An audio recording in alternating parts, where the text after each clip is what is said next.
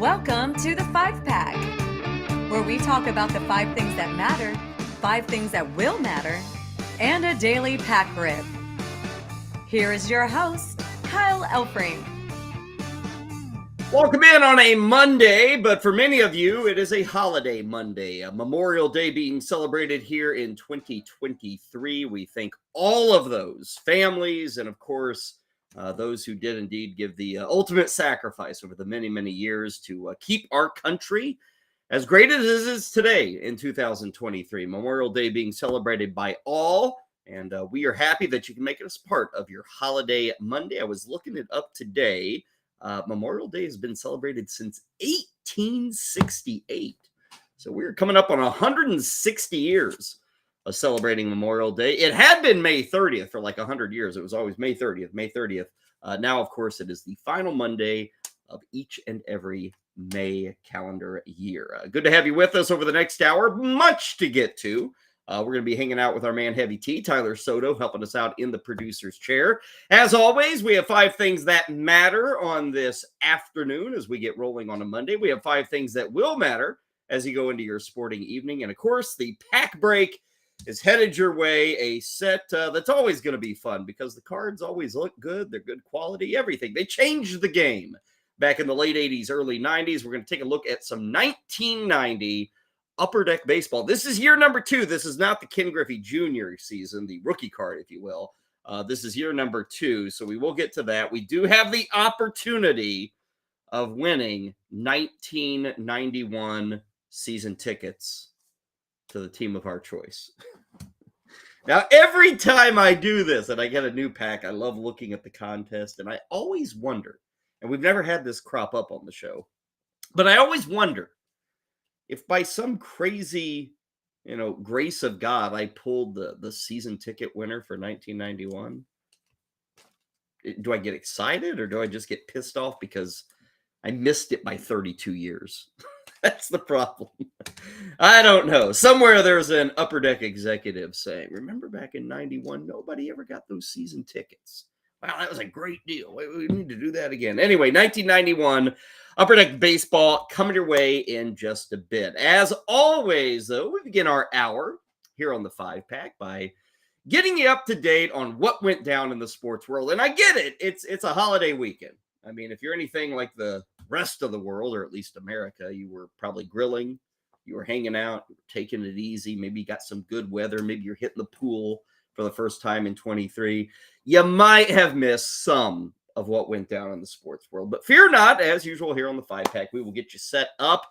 We will start with Sunday night baseball where, hey, the Braves kicked the Phillies' butt. It was an easy win. 11-4 was the final, and Matt Olson had a couple of home runs, and let's see, Ozzie Albies had 3 RBIs. Austin Riley had 3 hits. But I got to admit, the thing that mattered to me, the thing that I think matters to you today, is what we're seeing this year from Ronald Acuna. Now, you might remember last season, he came back from the injury. He was so-so. He was good, but where was the power and the explosiveness was kind of gone, and some people wondered coming into 2023, would Ronald Acuna kind of ever get back to what he was before that ACL knee injury? Well, I think it's safe to say he's getting back to where he was. Last night was another moment where Ronald Acuna just continued to total up the stats. He gets on base early, he scores early, he gets the big hit. Let's take a look back. ESPN's coverage of Sunday Night Baseball last night. SNB, it's on Twitter. Acuna goes. Olsen fires one to right center field. Marsh is back. He looks. Wow, what a big blast off the bat of Matt Olson. His 15th of the year. They continue to add pressure both on the base pass and... Now Riley sends Marsh back again. He is at the wall. Lead sets over the wall. 3-2. He does it again with another single up the middle, but this time not as the leadoff man. He plates 2, give Atlanta. And I said, are you one of those guys that are okay to talk on the day you pitch? That's going to be another hit for Acuna. Down the line, into the corner. Schwarber picks it up. Now he misses it. And Acuna's firing on all cylinders to third. He's in there. Another RBI. Nice glove work, Kyle Schwarber out in left field. RBI triple for Ronald Acuna. And again, the Braves went bonkers on the Phillies. They blew them up in the first inning. Acuna ended up with 4 hits. He drove in 3, scored a couple of runs. Here's where we stand right now with Ronald Acuna. Let's give you some perspective here. We are 53 games into the Major League Baseball season. We are almost exactly at the 1/3 point of the year. 162 games in total. We're 53 games in. Here's what we've got from Ron Acuna. He is aiming for the first ever, i.e., it's never been done in baseball history, the first ever 30-60 season. That would be at least 30 home runs. That would be at least 60 stolen bases. He has played every single game this year. Here's what we got. The slash line's like bonkers. He's hitting 333. He's getting on base at a 415 clip. His slug is 571. He is number 1 in the National League in OPS. He's number 1 in the National League in runs and stolen bases. He got 22 stolen bases. I mentioned the 30-60. There is one player who has ever done 30-50. That was Barry Bonds in 1990. Now, before you scoff and say, well, he was cheating, 1990 was kind of pre-Royd for Barry Bonds. That's when he was dominating for the Pirates and winning MVPs before he got out to the Bay Area, Balco, and San Francisco. So his 30-50 was very, very likely to have been legitimate. He's the only guy to ever do that. Now, Ricky Henderson, actually in 1986 and 1990 came very close to pulling off the 30-60 that Acuna is going for this season.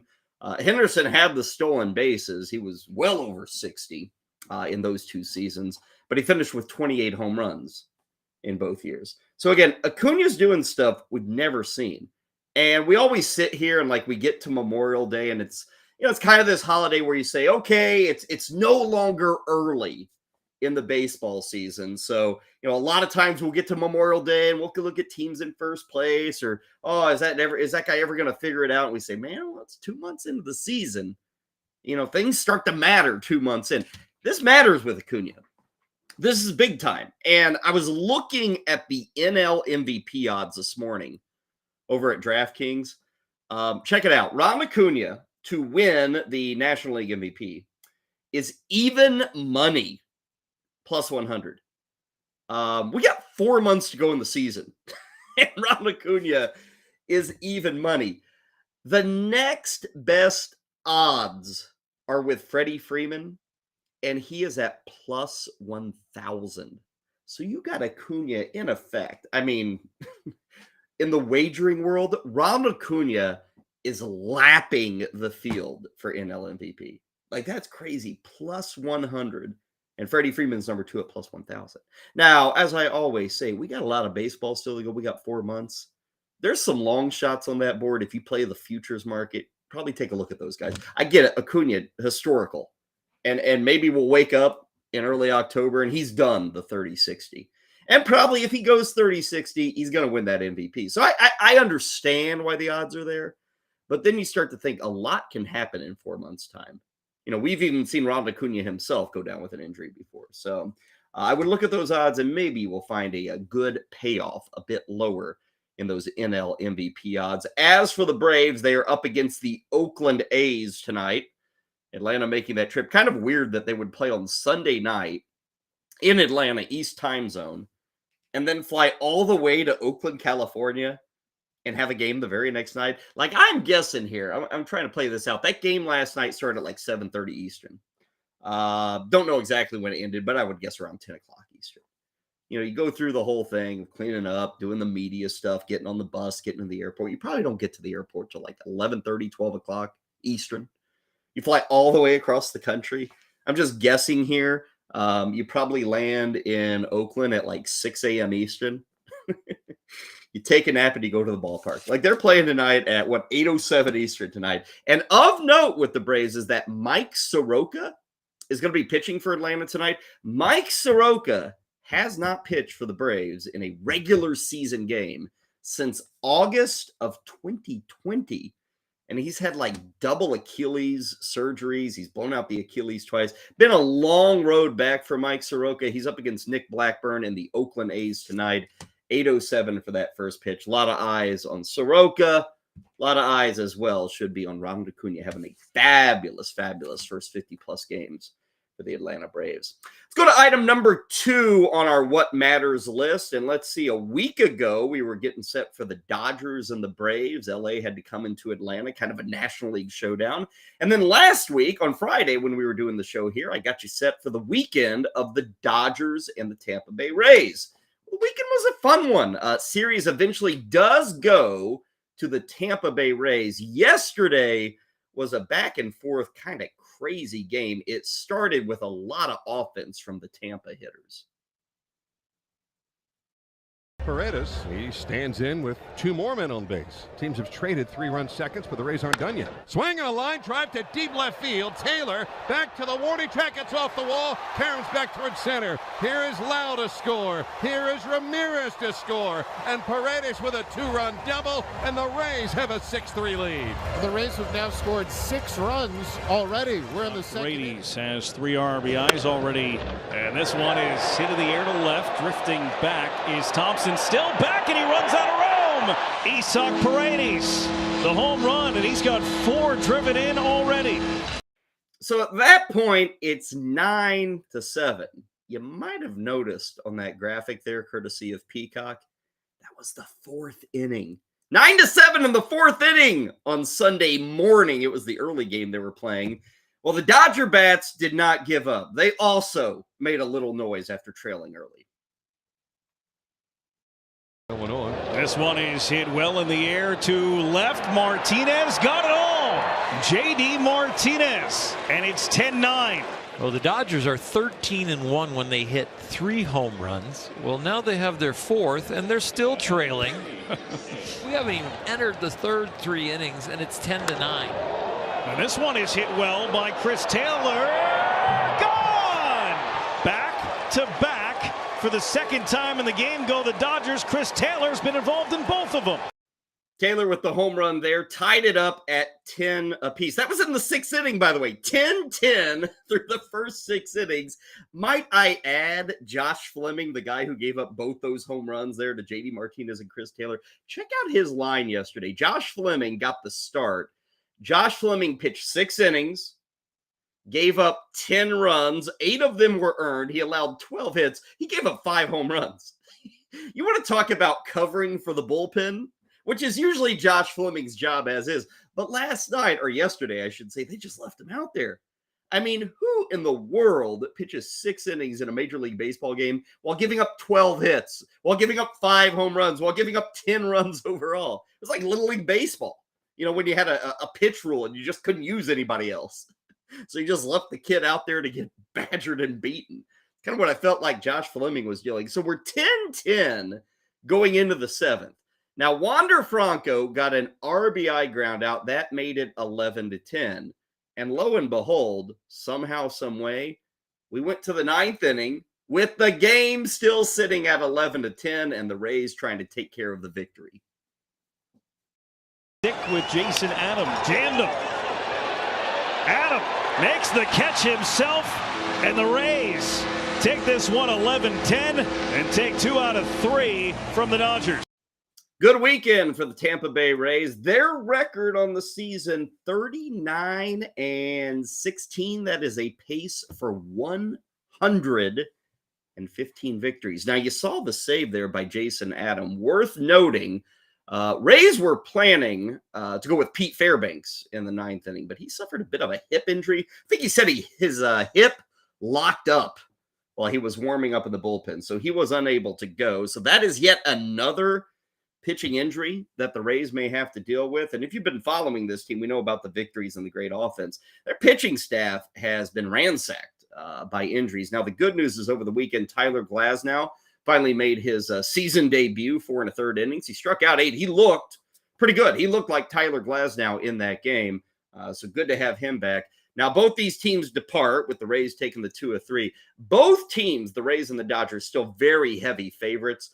Right now to make the postseason, Tampa is minus 2,500. The Dodgers are plus 3,500. Tampa's on the road today in Wrigley. They're going to have the rookie Taj Bradley going up against Marcus Stroman. That is a 2:20 first pitch. And the Dodgers are back home. They are taking on Washington later tonight, 9:10. Trevor Williams going up against the rookie Bobby Miller. One other note with the Dodgers, still sitting in first place, still with a very strong record. They survived the gauntlet of the Braves and the Rays. They're back home. They get the Nationals tonight. They did have a bit of bad news with Julio Urias.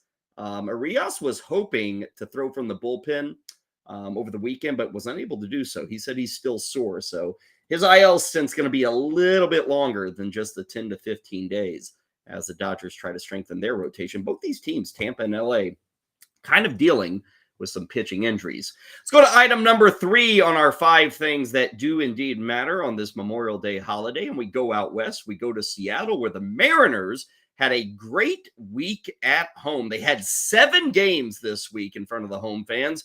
They end up winning 6 of the 7. Victory number 6 came off the bat of Eugenio Suarez on Sunday.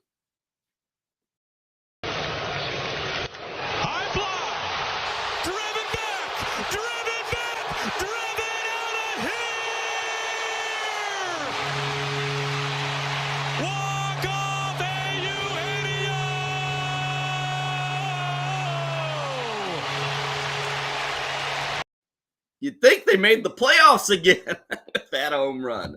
Quite the call there, courtesy of Root Sports Northwest.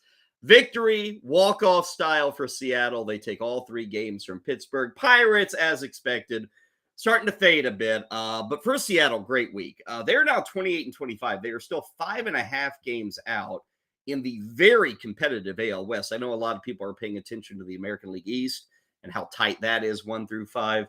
The AL West can't go 1 through 5, but they can go 1 through 4. Oakland's not going to ever get there. They've lost 11 in a row, but Seattle's right there, 5.5 back. And if you want to look at the Mariners, the big key here has been starting pitching. And I kind of thought this going into the season. A lot of people kind of celebrated Houston's staff, which was deserved, but without Verlander and then relying on a couple of rookies, I was more in tune with the Mariners. Now, Houston's staff has suffered injuries. Like Urquidy's out, McCullers is still out. Got a couple of guys out there in that rotation. Seattle's been healthy, and Seattle's been really good with their rotation. If you look at the numbers, every single starter, all 5 of them, have at least 3 victories. There aren't a lot of teams in baseball who can say they have 5 pitchers with at least 3 wins from their starting rotation. 4 of the 5 pitchers have a whip under 110. 4 of the 5 starting pitchers for the Mariners have an ERA under 3.5. 4 of the 5 starting pitchers have a K to walk ratio that is better than 5-1. Now, I don't want to pick on the 5th guy, but it's Marco Gonzalez. He's kind of the laggard here, which he's the 5th starter. You're not expecting great things from Marco Gonzalez. You just want him to eat innings.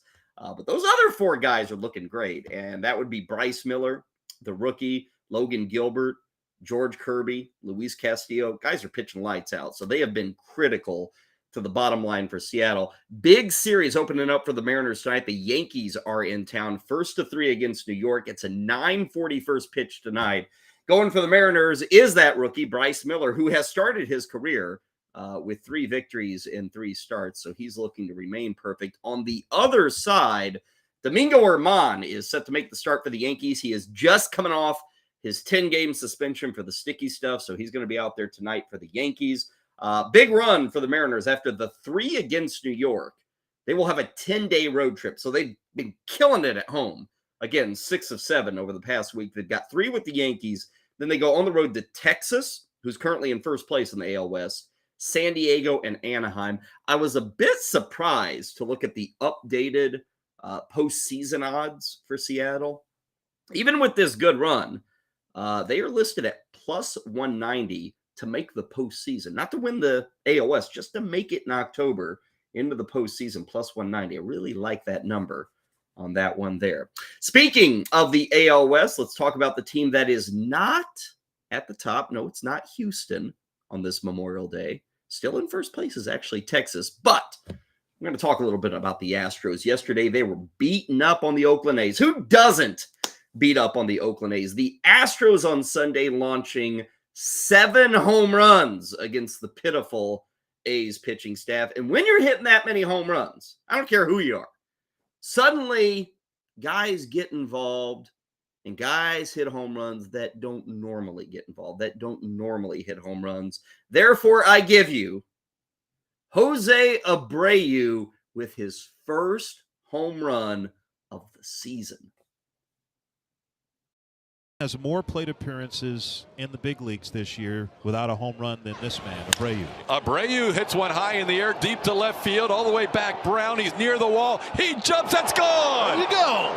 Jose Abreu's first home run as an Astro, and he's sprinting around the bases like he has never hit one before. He is going to fly into home plate, and the Astros lead 7-1. He can't wait to celebrate. Look at this crew. They love this guy. This is awesome. I guess that's one way to say. I get it. I mean, you're Jose Abreu. I ran through the numbers a couple of weeks ago here on the show. Like, this guy has averaged over the previous 6 or 7 years. It's like 28 home runs is his average. That home run right there, his first of the year. It's his first with Houston. He is having a truly bad year. And it's kind of crazy. He is still batting 4th or 5th, mainly 5th right now for the Astros, but he started the year as the number 4 hitter. It's been rough. Been really, everybody loved that move with the Astros going out and signing Abreu. Right now, his on-base percentage is .269. But the slugging, Jose Abreu, again, 28 home runs a year. His slugging is .265. I mean, it's impossible how bad he's been this year. He's got like 19 RBIs while hitting 4th and 5th all season long. I would have felt really awful for Jose Abreu if he had slid there into the on-deck circle and like rolled over on his ankle celebrating his first home run. That's only his 2nd home run in like his last 102 games. So sometimes we see power disappear, and certainly as you age, you're going to lose. But my goodness, it's fallen off a cliff with Jose Abreu. Houston's still chasing Texas. They are 2 games back of the Rangers. Texas is 31-21. Houston's going to be in Minnesota tonight, or actually hosting Minnesota tonight. Rangers are on the road at Detroit, and we'll have a bit more on that series coming up later in the show. Current odds to win the AL West, they are still favoring Houston by a pretty significant margin. -145 are the odds on the Astros to win the American League West. Texas is currently in first place, plus 225. So if you're a believer in the Rangers, you can get those numbers over on your DraftKings Sportsbook. Okay, we've hit you with a lot of baseball. There were other things going on for your Sunday holiday weekend, most notably, if it's a Sunday, if it's the Sunday before Memorial Day, what goes on every Sunday right before Memorial? That would be the Indianapolis 500. Yes, a little auto racing on today's 5-pack. In Indy, it was running number 107 of the Indianapolis 500, and they took it down to the wire. We get to show you some last lap excitement courtesy of yesterday's race. Here it is. Flag flies at the speedway. Palou is on the inside of Rossi, but Eriksson has bolted. Eriksson sprints away from Joseph Newgarden and is doing what he did a year ago. The 2nd year in a row we see him unleashing the dragon as we see almost contact between Palou and Ferrucci. Eriksson leads out a 1. Ferrucci threw a shoulder at Alex Palou and said, "Don't you dare." Ferrucci trying to get a draft off Newgarden and Eriksson, but Newgarden with a monster run off turn 2. Joseph Newgarden has never won the Indianapolis 500, and he's ahead on this last lap. Joseph Newgarden, is this the moment when the pain ends? By one. The drought, is it over for Joseph Newgarden, or does Marcus Eriksson have something? By 2. Team Penske at the Indianapolis Motor Speedway, and Joseph Newgarden finally wins the Indianapolis 500. It's the captain's 19th win, Newgarden's first. I gotta say, that was kind of exciting. I'm not a racing aficionado. My guess is many of you are not. But that was exciting. Like, that was fun. that was speed. I don't know if I can do 500 miles of it on a Sunday morning, but it was exciting there at the end. Joseph Newgarden with the win. He is a two-time champ in the series. He's won the IndyCar Series twice, the season title. But as they noted there in the footage, courtesy of ABC, he was winless in the Indianapolis 500, 0 for 12 in his career before winning that race yesterday. And you might have noticed, I was watching this morning, and two things, a lot of things stood out. But you heard the guys in the booth mention he's doing the dragon. I was like, huh. Again, I don't know a lot about racing, but I was like, what's the dragon? And then I noticed as I'm watching that highlight, as Niswonger is trying to, or Newgarden, I should say, is trying to catch up. You see that weave going on. The guy in the front was kind of weaving and like really almost, it looked like he was going to make a pit stop a couple of times on that last lap. That was the dragon. And the whole reason they're doing that weave is so that the man chasing you cannot get your draft. Now, you saw it even with the leader trying to pull off the dragon. We still saw Newgarden manage to get past him on the last lap. Now, there was a little bit of controversy, too. They had like 3 red flags come out pretty late in the race. And then they did like a 2-lap restart. I think the final restart was with 2 laps to go. So it was fun. It was exciting. That was the fastest Indianapolis 500 ever, at least in terms of the average MPH for the 33-card field. So there you go. Exciting times. And again, auto racing is not what it used to be. Like, I do recall as a child of the 80s and the 90s, that Sunday before Memorial Day, yeah, we had the Indy 500 on. Yesterday, I didn't get the TV on. I didn't even think about the Indianapolis 500 until I saw it on the crawl at the bottom of the screen last night. Like, oh yeah, the Indy. But still a huge event. I have been to the racetrack, the Speedway, once, and I don't know if they still do this. I went to the Speedway many years ago. But if you go to Indianapolis, it's like a place you gotta go. But I do recall, and maybe they've changed this, but you watch the the drivers go around that track at like, I don't know, 230 miles an hour, whatever the number is. I rode around the Indianapolis Motor Speedway at probably about 35 miles an hour on a yellow school bus. Seriously. That's how they did it. And the track is like 2.5 miles or something. So, kind of putzing around that track, and they stop on the brick, the finish line. Definitely worth it. And maybe the school bus has been retired. I think it's been about 30 years ago since I was at the Speedway. So they probably have retired that school bus. Maybe they do a more exciting way of taking you around the track. But congratulations, Joseph Newgarden, getting that win yesterday in the Indianapolis 500. Okay, those are the 5 things that matter at this very moment. When we return on the 5-pack, we will get you set for what's going to be a fun Memorial Day. We got a lot of baseball. We have some more auto racing of the NASCAR variety. And oh yeah, the NHL and NBA playoffs are still going on. And in the NBA, there is a chance we may see something occur tonight that has not occurred in the history of the National Basketball Association. I'll tell you what that is next, right here on the Better Sports Network.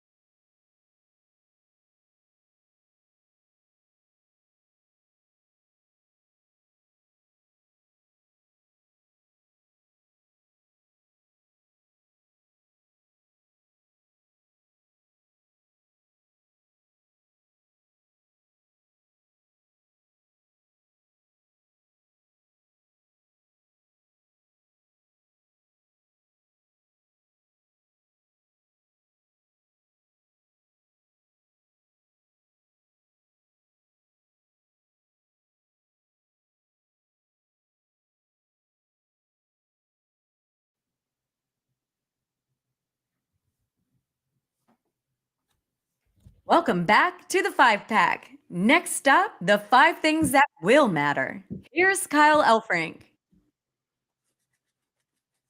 Okay, we welcome you back in on this Memorial Day holiday. Kyle Elfrink hanging out with you on the Better Sports Network. Do want to remind you, later tonight, 8 p.m. Eastern, we have got the Pub Trivia Bettercast coming your way. The guys from Front Yard Fantasy are going to be hitting you up with a little trivia fun. Prizes to be won, bragging rights to be celebrated. Going to be fun tonight, 8 o'clock Eastern. I believe the topic is something to do maybe with Spider-Man. So if you're into the comics world, they're going to somehow connect like Spider-Man to fantasy football. I don't know. They're going to do it, or at least football trivia. So tune in tonight. You've got Simon, Joey, and Tim from Front Yard Fantasy, 8 o'clock Eastern. You can also chat live with everybody in the community, so do check it out. You can download the app. As always, the Better Sports app for free. Whether you go to the Apple App Store or the Google Play Store, you are good to go. Again, that's 8 o'clock Eastern tonight, and who knows, maybe as you're sitting there and answering the trivia questions on the TV, you'll probably have the basketball game tonight, right? That Celtics Heat game? I'm guessing you will. Let us start there with the 5 things that will matter. It is Game 7 tonight between the Celtics and the Heat, taking place up in Boston, Massachusetts. If you were with us last week, or you've been alive for the last week, you're probably wondering, wait a second, wasn't this series supposed to be over like 5 days ago? Yeah, I think it was. After the Heat went up 3-0, it's like, okay, this sucker's over. Let's just get ready for Miami and Denver, right? Well, not so fast. Not so fast. The Celtics won Game 4 in Miami. No one really cared. Game 5, though, went to the Boston Celtics. And both those games, Game 4 and Game 5, relative blowouts for the Boston Celtics. So all of a sudden, we had to have Game 6 with the Miami Heat looking to close out the Boston Celtics. Well, if you missed it over the weekend, let's show you how Game 6 ended in Miami on Saturday night.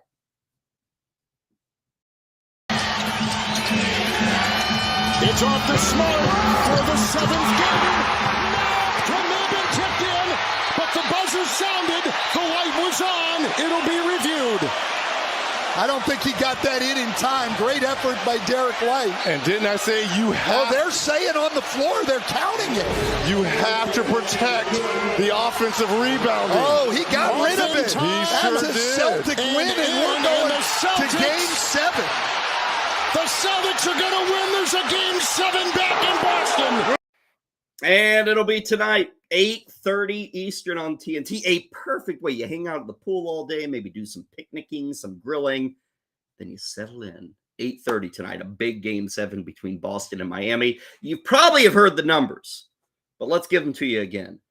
Teams that go up 3-0 in the history of the NBA playoffs are 150-0. Let me say that again. If you get up 3-0 in your best-of-7 series, you win that series 150 out of 150 times.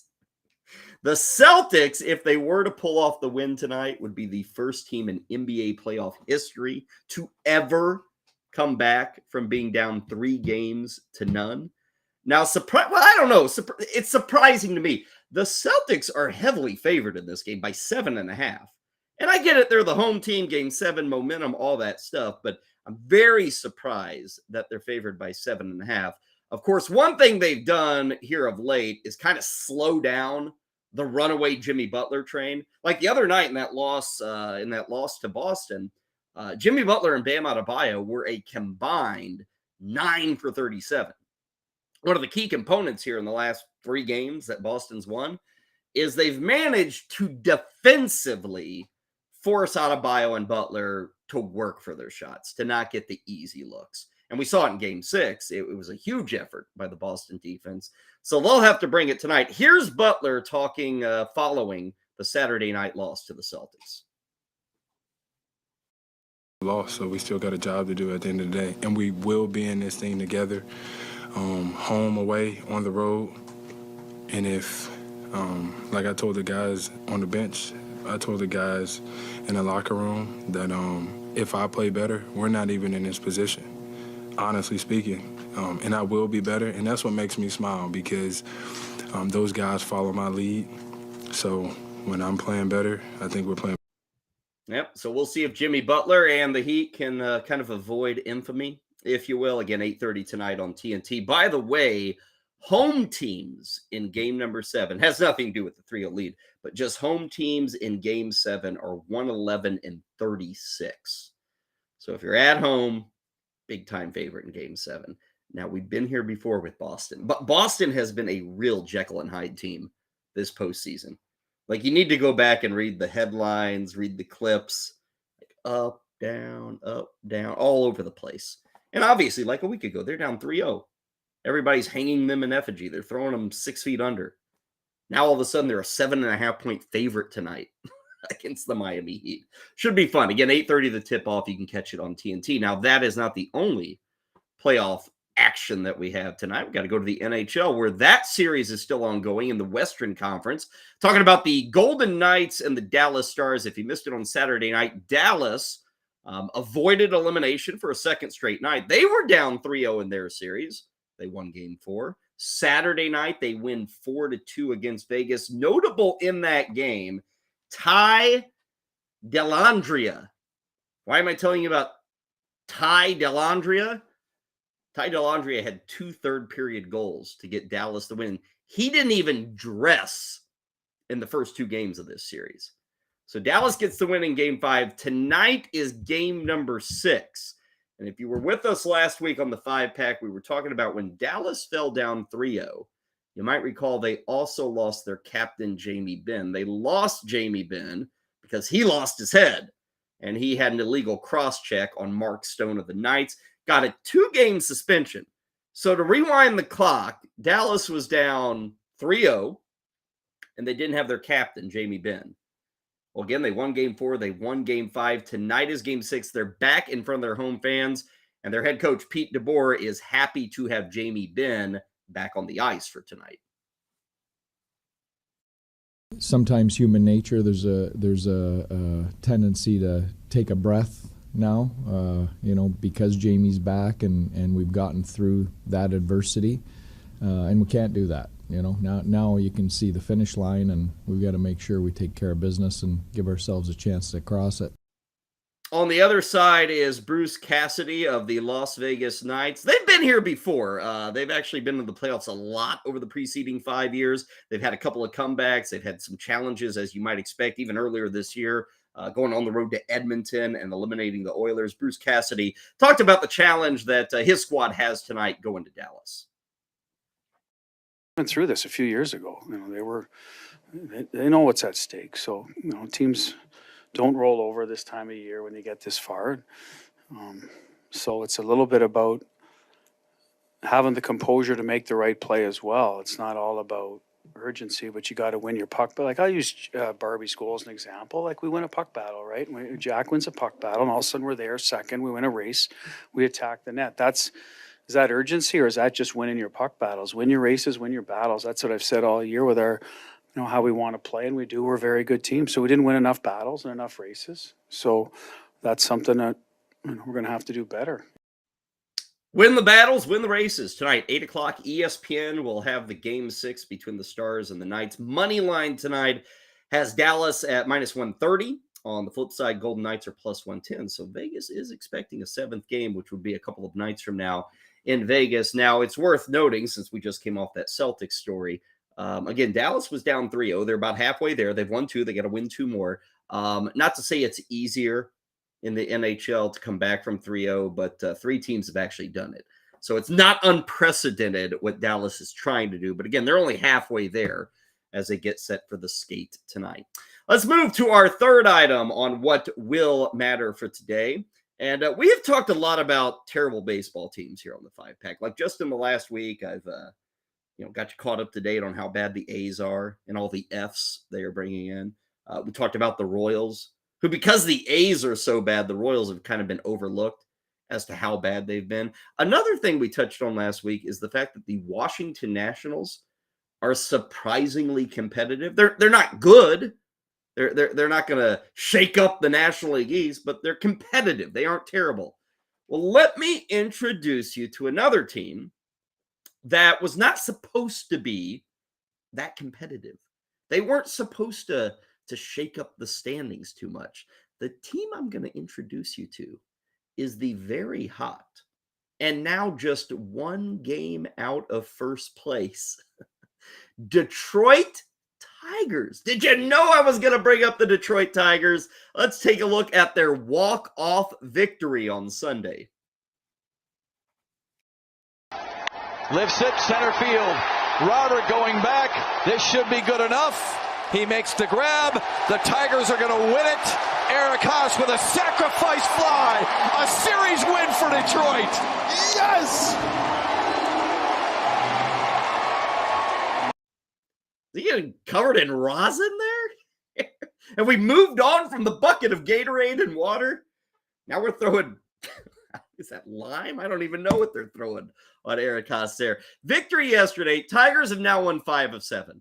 Now, before we get carried away, again, they're a game out of first place in the AL Central. They are still 25 and 26. So you put them in any other division in baseball, and we're not talking about we're saying, wow, can you believe the Tigers are almost 500 on Memorial Day? Like, that's, to their credit. I don't think many people had that in their Detroit Tigers bingo card, if you will. But entering today, they're a game out. AJ Hinch, the old guy with the Astros, he's the manager in Detroit, and says he really likes what he's got going with this Tigers team right now. And on everything we're doing, that's as fun of a clubhouse as you're going to find, and the players are really coming to the ballpark every day. Number one, looking forward to it. Number two, prepared to win. That's all you can ask for as a manager. Bally Sports out of Detroit with the Hinch footage there, as well as that walk-off win for the Tigers. Today, they will be hosting Texas Rangers, another surprising team. So that's kind of a stunning Memorial Day game you might care about. Nathan Eovaldi going up against Matt Boyd. As for the first place team, that's the Minnesota Twins. We don't want to forget them.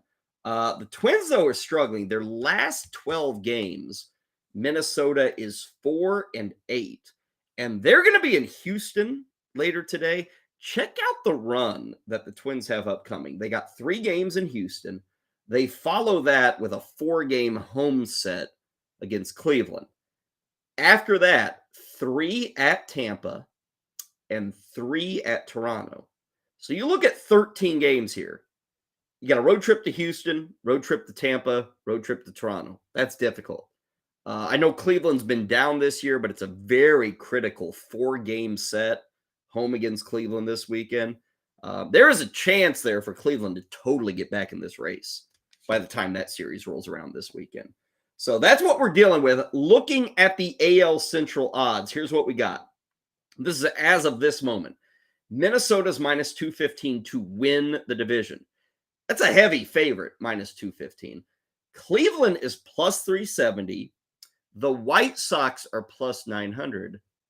Those pesky Tigers, who are 1 game out of first place right now, they are plus 950 to win the AL Central. There aren't a lot of passengers on that hype train for the Detroit Tigers. Plus 950. Remember, Memorial Day. This is when we say, okay, it's summertime. It matters now. Detroit's 1 game out.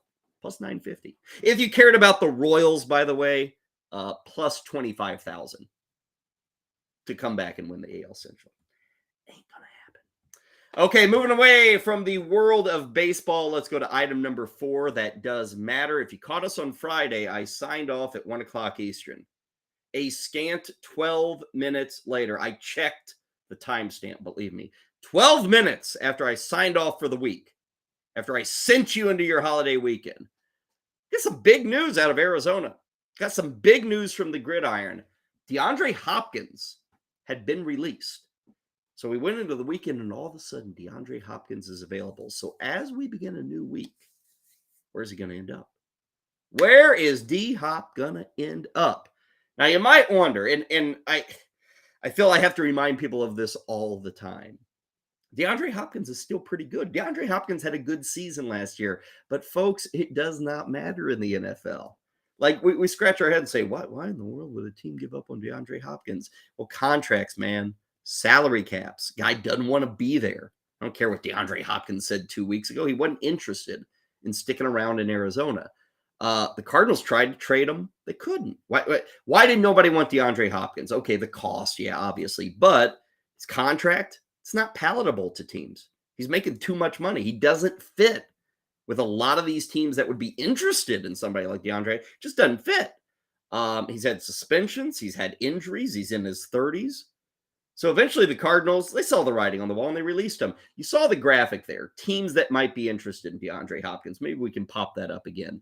Kansas City and Buffalo are listed by everybody. Baltimore, New England as well. Now, most of these teams, most everybody who's been rumored to be connected to D-Hop, they got salary cap issues. Now, I will say, in the NFL, the salary cap does not matter. There are a lot of ways that you can maneuver around a ceiling in the NFL. It doesn't really exist. So DeAndre Hopkins will have to take a pay cut. He may have to have a very incentive-heavy deal. But you look at teams like Kansas City and certainly Buffalo, those two teams are cap issues. The Chargers, I saw a number over the weekend. We're not this year, but for next year, the Chargers are like $60 million over the cap. And that is before they give a new contract to Justin Herbert. So where does he end up? New England was on that graphic there. The Patriots have the need. Bill Belichick's a fan of DeAndre Hopkins, and they actually do have cap room. Now, are they the best team? No, I mean, the Ravens are better, the Chiefs, there's more of that Super Bowl chance to win, if you will, which is crazy. Those teams over New England, but that's kind of where we're at in 2023. So New England's kind of got the easiest path. The hang up there is that the current Patriots OC is Bill O'Brien. Bill O'Brien was DeAndre Hopkins' head coach at Houston when Bill O'Brien traded DeAndre Hopkins to Arizona. And the rumor back then was that DeAndre Hopkins didn't really want to work with Houston, didn't want to work with Bill O'Brien, wanted to go to Arizona. I will add one other part here to this whole storyline with Hopkins. Take a look at Arizona. And the expectations are very, very low for Arizona. But remember, you gave that huge contract to Kyler Murray before last season. Since then, Kyler Murray has played bad. Kyler Murray has gotten hurt. The head coach has gotten fired. The GM, I believe, has gotten fired. And DeAndre Hopkins has now been traded. Kyler Murray got that big deal.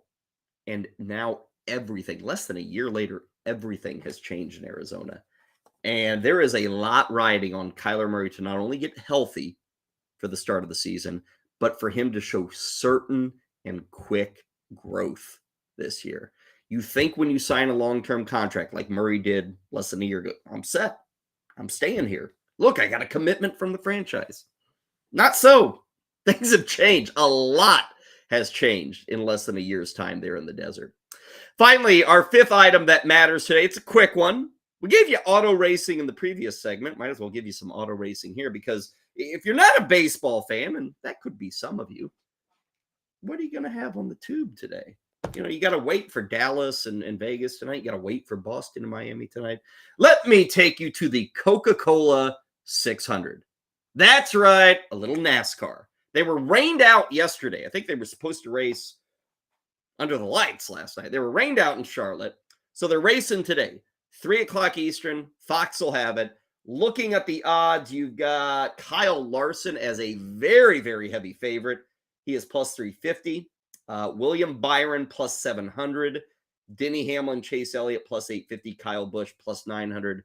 Those are your top picks. 600 miles of racing on this Memorial Day. And I always hear this from people. 600 miles. I've done that before. Yeah, you've done it at 80 miles an hour on the highway, where a lot of times there's no cars around you.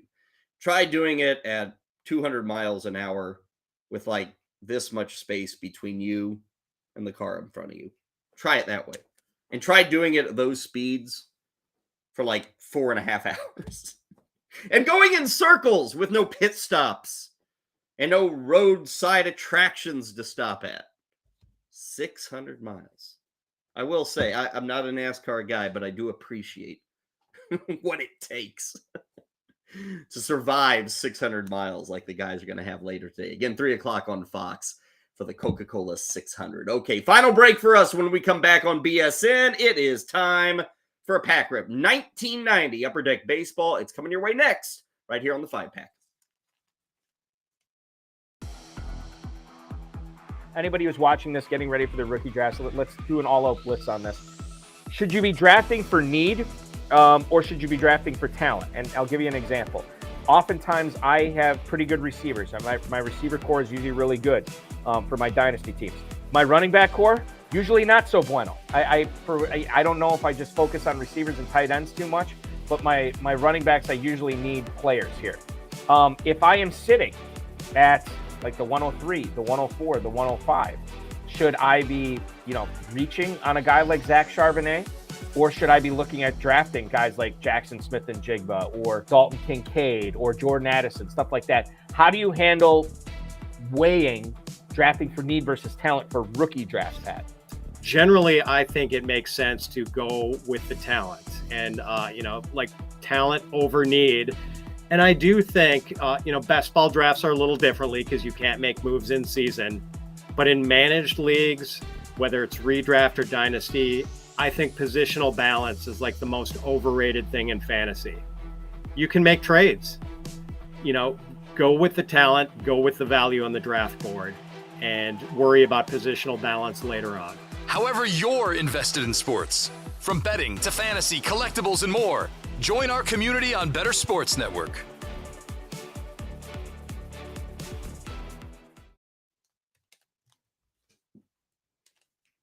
Time now for the Daily Pack Rip on the 5-Pack with Kyle Elfrink.